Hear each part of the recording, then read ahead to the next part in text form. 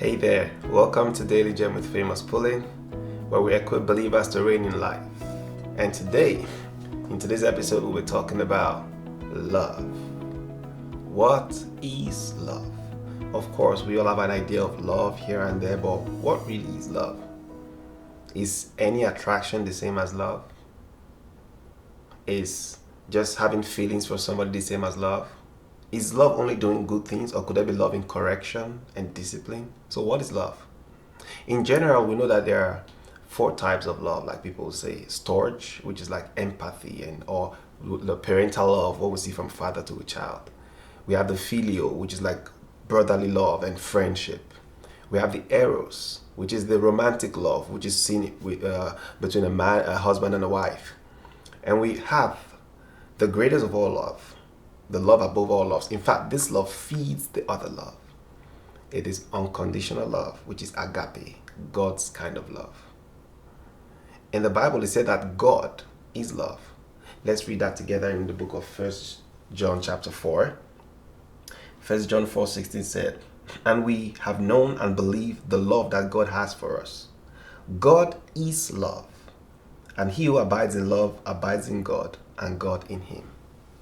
So yeah, if we are calling so many things love, even so many selfish things we do or just things we do for our pleasure, we call it love.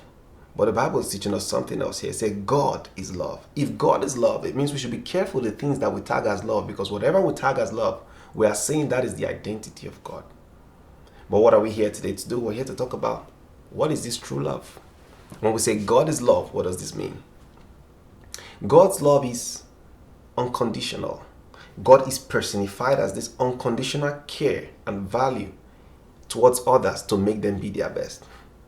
So when I say God is love, it means what you can expect at all times is this personality, this person who is so full of this virtue that makes him always see you as valuable, giving him deep affection towards you, and with kindness towards you to make you your best.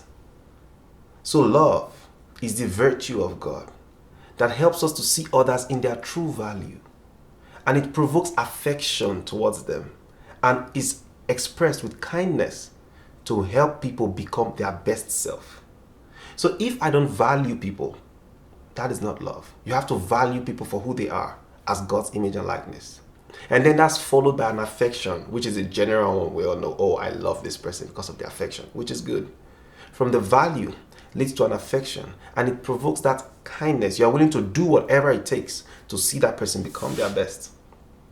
So when we say God is love, for example, he's the standard, he's the best, he's the top of the chain, and he feeds all our love life.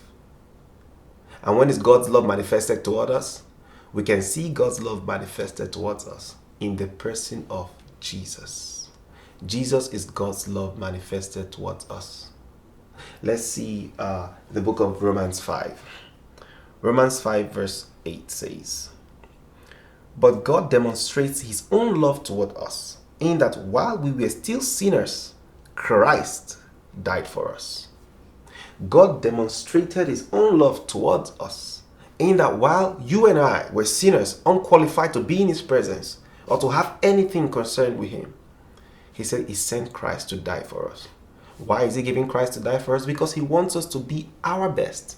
He values us as his image and his likeness. Remember, we said love is valuing others for who they are, which provokes a real affection, and then expressed with the kindness, you give whatever it takes to see them become their best. So God values us as his image and his likeness, his own children. And he has this affection deeply towards us. And he's willing to give whatever it takes. And in this case, he gave Jesus Christ just to help us become our best. What does it mean that he gave Jesus Christ? In John 3:16, he says, "For God so loved the world," that is you and me, "that he gave his only begotten Son, so that when we believe in him, we will not perish, but we will have eternal or everlasting life." Everlasting life is the same life and nature in God himself. The vital power and existential ability in God. That is what he's giving to us when he gave Jesus. So sending Jesus to die for us is not just to clear our sins, but he loves us so much that he wants us to be the best. So therefore he did what is possible to clear our sins and give us life. Yes, God sent Jesus so that we could have life. God's manifestation of love towards us is seen in Jesus. So whenever you look at Jesus, you see the love of God. So my friend, in conclusion today, I just want to encourage you. Keep looking unto Jesus. Embrace him. Follow his ways so that you can receive all the goodness that God has for us in his love. In conclusion, I would like to read just this thing about what love is so you can see it and think about it over and over again. Love is the virtue of God's nature in our heart that causes us to esteem others in their real value and provokes affection, goodwill, and acts of kindness towards them.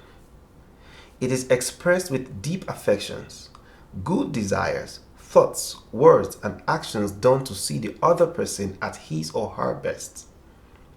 Love implores the use of our heart, soul, strength, and resources to help others be at their best. And if needed, it implores us to use our faith to bring the supernatural to help others. So my friend, that is what I have for you today, what love is. I believe that you have been blessed to know that what love is, the different kinds of love, and that God is love who infuses all our hearts with that virtue so that we can express love fully in every area to help people become their best. Until we meet again, my friends, stay hooked up to Jesus, be filled with his love, and stay equipped.